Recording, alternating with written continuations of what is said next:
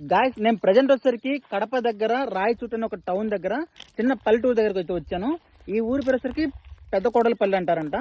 So నా వెనకాల కనిపిస్తుంది కదా ఆ కొండ వెనకాలే సినిమా హీరో కిరణ్ అబ్బవరం వాళ్ళ ఊరుందనమాట.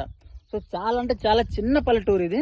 సో ఇలాంటి చిన్న పల్లెటూరు నుంచి వచ్చి ఈరోజు సినిమా ఇండస్ట్రీలో తనకంటే ఒక ప్రత్యేకమైన స్థానాన్ని అయితే ఏర్పాటు చేస్తున్నారు. చెప్పాలంటే ఈ ఊరు కనీసం రోడ్డు కూడా లేదనమాట. చూస్తున్నారు కదా, రోడ్డు ఇప్పుడే కొత్తగా వేస్తున్నట్టున్నారు, కంకర రాళ్ళని తోలి పెట్టారు. చాలా అంటే చాలా చిన్న పల్లెటూరు, చుట్టూ కూడా మొత్తం కొండ ప్రాంతం, రాయి ప్రాంతం. అసలు పంట పొలాలు కూడా పండే అవకాశాలు ఏమంట. చూస్తున్నారు కదా, ఇదంతా కూడా మొత్తం బీడు భూములు, కొండలు గొట్లు తప్ప ఏం లేవు.